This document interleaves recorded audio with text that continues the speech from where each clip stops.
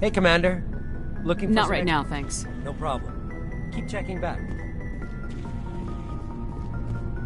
Commander, nice work out there. I knew working with the Spectre would... I gotta go. Commander.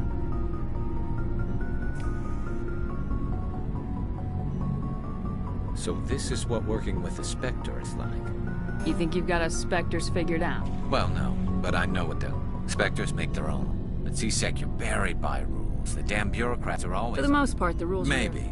If I'm trying to take... But C-Sec wants it done their way. Protocol and procedure come So you first. just quit because you There's didn't more like to it than that. It didn't start out. C-Sec's handling of Saren was typical. I just couldn't take it anymore. I hate leaving. I hope you made the right choice. Well, that's sort of why... Either way, and without C-Sec headquarters looking over my shoulder, well, maybe I can get the job done my way for a change. If getting the job done means endangering innocent people, then no. We get the job done right, not fast. Got it? I wasn't trying to... I understand, Commander.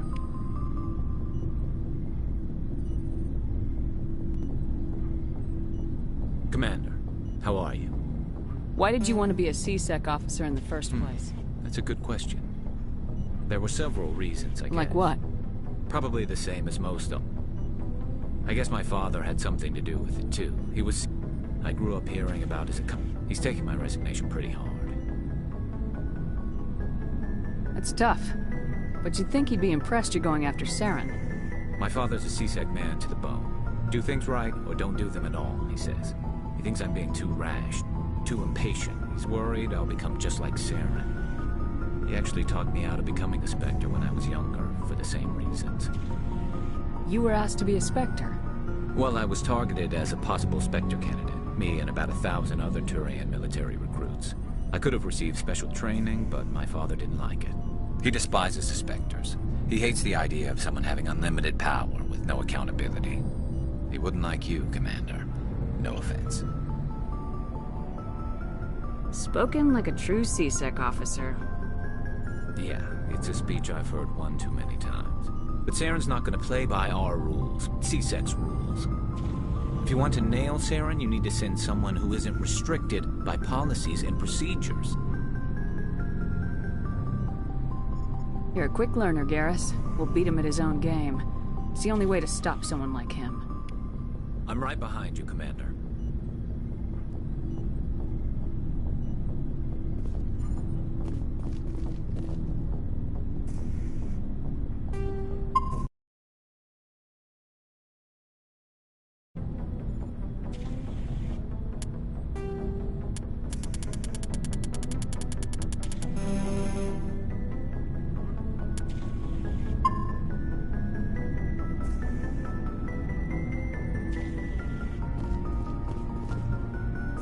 Shepard, what can I do for you? What's your story, Rex? There's no... Go ask the Quarian if you want stories. You Krogans live for centuries. Well, there was this one time the Turians almost wiped out our... I heard about that. It's not the same. It seems pretty much... So your people were infected with a genetic mutation? An infection that makes only a few... And I suppose it's destroying your entire species? I suppose it isn't all the same. I don't expect you to understand, but don't compare humanity. I was just making conversation. I wasn't trying to upset you. Your ignorance. As for the Krogan, I gave up on them long ago. The genophage infected us, but it's not what's killing us. Are your people really dying? We're sure not getting any stronger. We're too spread out. None of us are interested in staying in our own system. Lots of species have left their homes. But they go to colonize new worlds. We're not settlers. We're warriors. We want to fight. So we leave. Hire ourselves out. And most of us never go back. What can you tell me about the genophage? Ask the Solarians if you want. All I know, it makes breeding nearly impossible. Thousands die and every Krogan is infected. Every one. And no one's rushing to find a cure. Why don't the Krogan try to find a cure? When was the last time you saw a Krogan scientist? You ask a Krogan, Would he rather find a cure for the genophage or fight for credits? He'll choose fighting every time. It's just who we are, Shepard. I can't change that. Nobody can. So long, Rex. Shepard. Commander? What's your opinion of the last mission? Not sure I buy Dr. Tassoni's story about her and her mom not talking. They're family, right? I think she's being straight with us. Or at least I don't think she lies very often. Yeah, she's probably really bad at it. Hey, want me to ask her about her sex life? Might be illuminating. I don't think she's used to teasing, good-natured or otherwise. No fun, Commander. Too bad those ruins got destroyed. I mean, they lasted thousands of years. That's impressive. Do you have a few minutes to talk? Sure. I was hoping to get a minute of your time off the record. I keep an open-door policy. All right. I know things are different aboard the Normandy, but I'm concerned about the aliens, Vicarian and Rex. With all due respect, Commander, should they have full access to the ship? They may not serve the Alliance. This is the most advanced ship in the Alliance Navy. I don't think we should give them free rein to poke around the vital systems. Engines, sensors, weapons. You don't trust the Alliance's allies?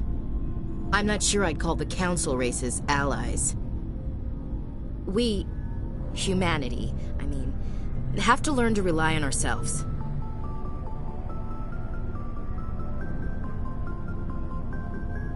Standing up for ourselves doesn't mean standing alone. I don't think we should turn down allies.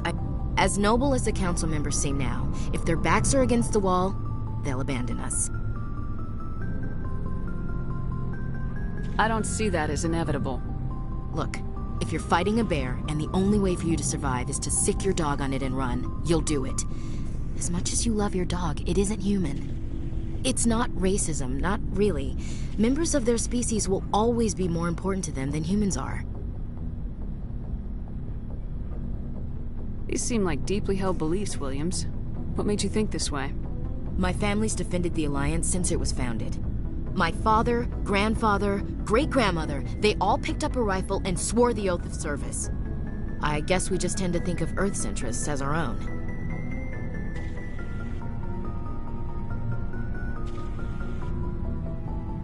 All right, I can see where your concerns are coming from, Williams. But this is a multilateral mission.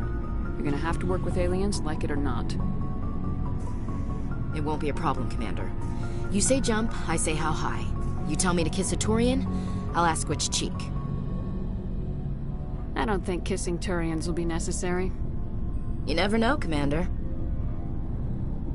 Dismissed, Chief. Ma'am.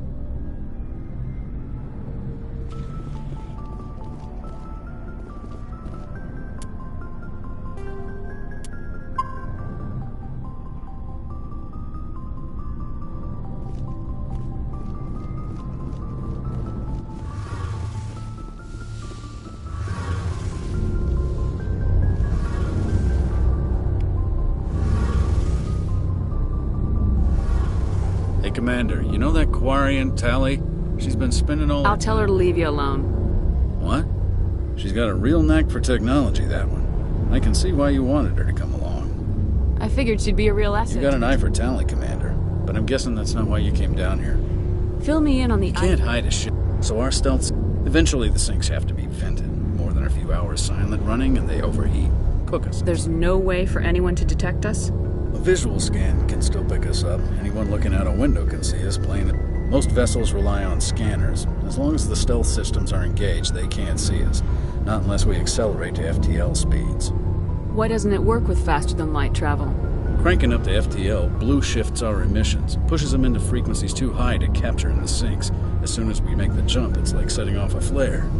Sensors can pick up our location whenever we enter or exit FTL flight, but for short-range missions, our stealth systems are amazing, and we've got the only one. I want to know more about the Normandy. She's the best ship I've ever served on, probably the fastest vessel ever designed. What's so special about the Tantalus Drive Core? Proportionally, it's about twice the size of any other vessel. Not only are we faster, we can run at FTL speeds longer before we have to discharge the core. Where else have you served, Adams? If you name a class of... My last assignment was on the Tokyo. Only a cruiser, but she was a good ship. Couldn't hold a candle to the Normandy, though. Carry on, Adams. Aye, aye, Commander. Your ship's amazing, Shepard. I'm starting to understand why you humans have been so successful. I had no idea Alliance vessels were so advanced. The Normandy's a prototype, cutting-edge technology. A month ago, I was patching a makeshift fuel line. I have to thank you again for bringing me along. Traveling on a vessel like this is a dream come true for me. I had no idea you found ship technology so interesting. It comes with being a Quarian. But we don't have anything like this. We make do with cast-offs and second-hand equipment. We just try to keep them running for as long as we can. Some of the fleet's larger vessels date all the way back to our original flight from the Geth. I can't believe your fleet's still using ships that are 3 centuries old. They're constantly being repaired, modified, and refitted. They aren't pretty, but they work. Mostly. We've tried to make ourselves as independent as possible on the flotilla, grow our own food, mine, and process our own fuel. But some things we just can't make on our own. A patch to maintain the hull integrity requires raw materials we just don't have. That's why our pilgrimages are so important. I want to know more about... When my people reach maturity, we leave our birth ships and seek acceptance with a new crew. It's necessary to maintain genetic diversity among the... But no ship wants to accept someone who will be a burden on them. So, to prove our worth, we embark on a pilgrimage. We set out alone, leaving the flotilla and our families behind us. We only return once we have found something of value we can bring back to the fleet. This is presented as a gift to the captain of the respective ship we wish to join. If the gift is accepted, we are welcomed into the crew. Can a captain choose to reject the gift? That doesn't happen often. Most captains are eager to increase the size of their crew. It increases their own standing in our society. Even when a gift is not particularly valuable, the captain usually accepts it out of a sense of tradition. It's not the best way to make a good impression on a new community. Most pilgrims don't return until they find something worthwhile. Can a captain choose to reject the gift? That doesn't happen often. Even when a gift... It's not the best way to make a good impression on a new community. I want to talk about something else. Like what? I want to know more about the gift. I doubt I can tell you anything you don't already know. All I know is the story of their origins. What they were when we created them, and how they turned on us. Interesting. The Geth were originally created to serve as an automated manual labor force. Over time, we made small modifications to their programming to allow them to perform more varied and complex tasks, bringing them closer and closer to true AI status. How come the Council didn't step in and stop you? This wasn't true AI research. We may have been skirting the bounds of the law, but we never did anything that was actually illegal. The changes were so insignificant, but one thing we underestimated was the power of the neural network. A million Geth thinking simultaneously created an inherently unstable... So the Geth share brain power? Many of the Geth's logic systems were designed to work in concert with other nearby Geth. Basically, the more of them you have in a group, the smarter they are. So there's some sort of group consciousness? No, nothing like that. They cannot share sensory data or information. Their programming cannot handle that much simultaneous input. Each Geth maintains an individual awareness and identity. The neural network only operates on a process-based level. It's basically the synthetic equivalent of a subconscious. But when they're in close proximity, they can coordinate low-level functional processes, freeing up more capacity for original or independent thought. That doesn't make any sense. I'm probably oversimplifying. The Geth are incredibly advanced and complex creations. All you need to know is that they get smarter when they gather in large numbers. As we built more and more Geth, their effective intelligence became more sophisticated, more abstract. One day, a Geth began to ask its Quarian overseer questions about the nature of its existence. Am I alive? Why am I here? What is my purpose? As you can imagine, this caused a near panic among my people. I don't see what's so bad about those questions. The Geth were created to engage in mundane, repetitive, or dangerous manual labor. That's fine for machines, but it won't satisfy a sentient being for... The Geth were showing signs of rudimentary self-awareness and independent thought. If the Geth were intelligent, then we were essentially using them as slaves. It was inevitable the newly sentient Geth would rebel against their situation. We knew they would rise up against us, so we acted first. A general order went out across all Quarian-controlled systems to permanently deactivate all Geth. The Geth responded to this order violently. Hey, you can't blame them for fighting for their survival. We had no other choice. The Geth were already on the verge of revolution. By acting quickly, we had a chance to end the war before it began. The hope was that most of the Geth would still be little more than machines, incapable of organized resistance. But they had progressed much further than anyone anticipated. The war was long and bloody. Millions upon millions of Quarians died at their hands. In the end, we were forced to flee our own homeworld. We feared the Geth would pursue us, but they never came beyond the Veil. Now we drift through space, exile searching for a way to reclaim what was once ours.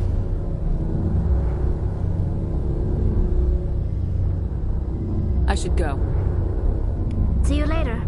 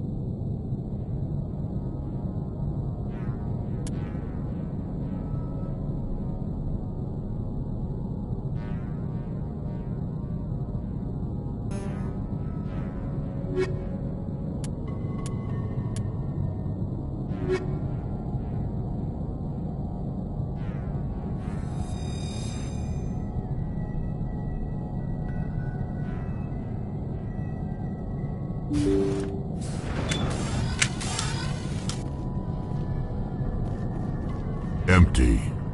Everything's shut down. Only basic life support is running.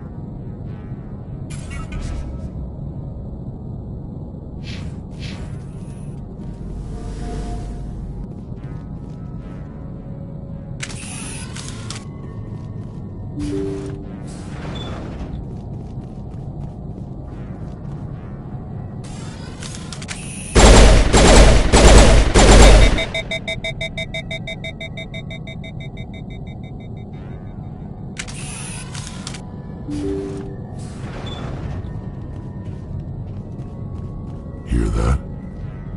We're not alone.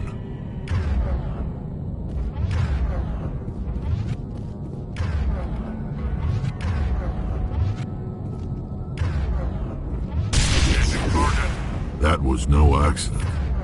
The whole place could be a trap.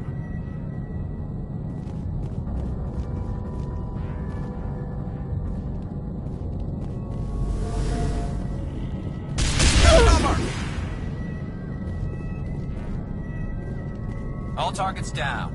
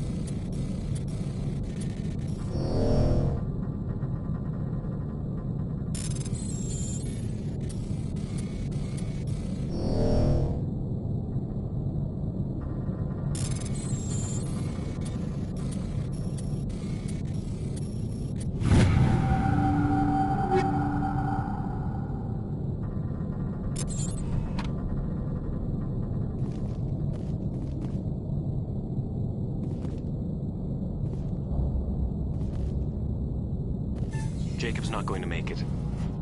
His brain was deprived of oxygen for too long. There's nothing any of us can do for him now except let him die with dignity. It's what he would want. I'm more worried about Julia now. She's showing signs of severe depression. I gave her some meds that should help, but I better warn the captain.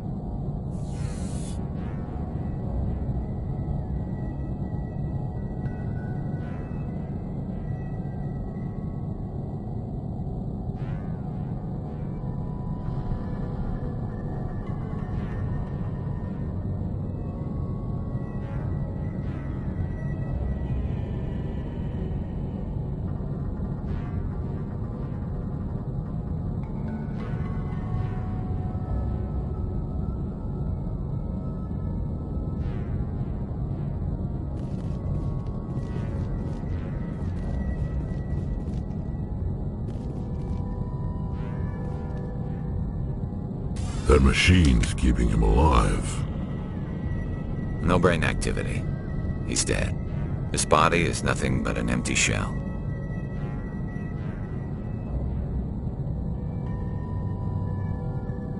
Maybe we should shut the machine down. It's the merciful thing to do. Your call, Shepard. But maybe we should wait until we know more about what's going on before we do anything.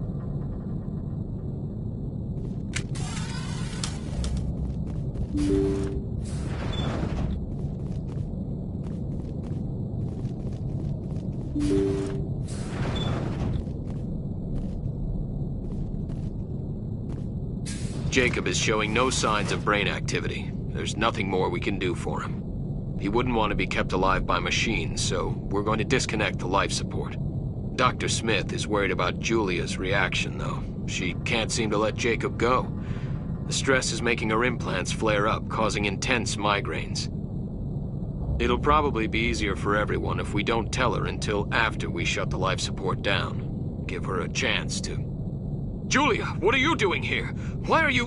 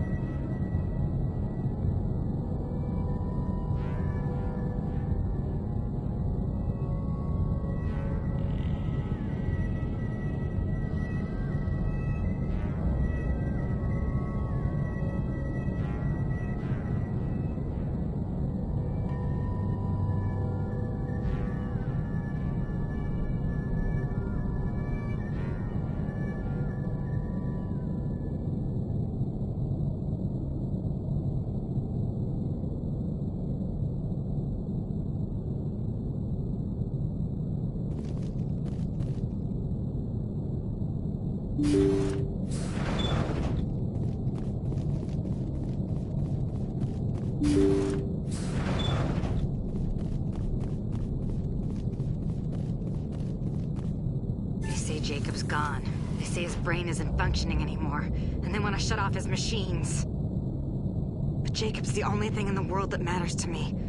I don't know how to help him, and it's tearing me up inside. I just feel so helpless, so damn angry. Dr. Smith gave me some meds to calm down, but I didn't take them. I can't. Not until I figure out a way to help Jacob. I won't give up on him. I won't!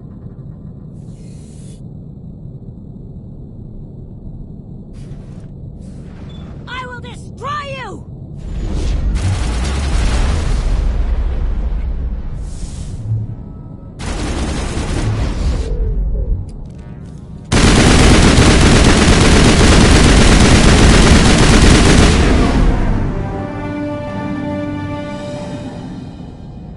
Negative contacts.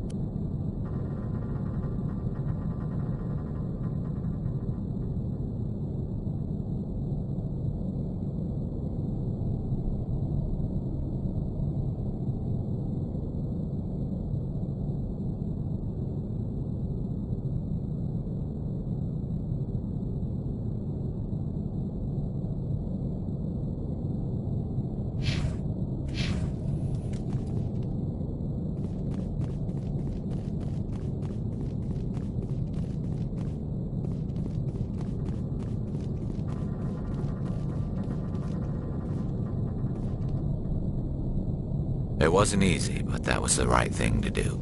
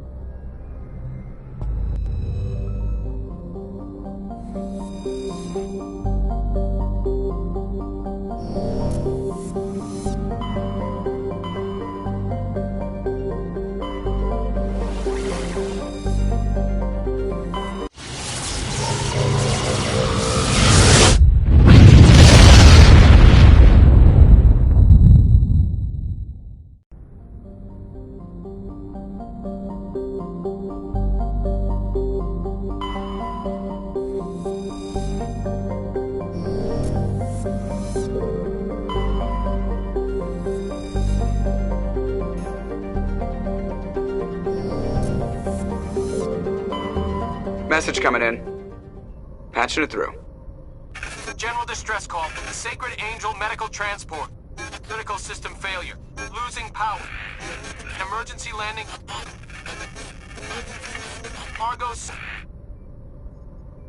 Communications failing. Life support and emergency transponder. Won't last. Please hurry.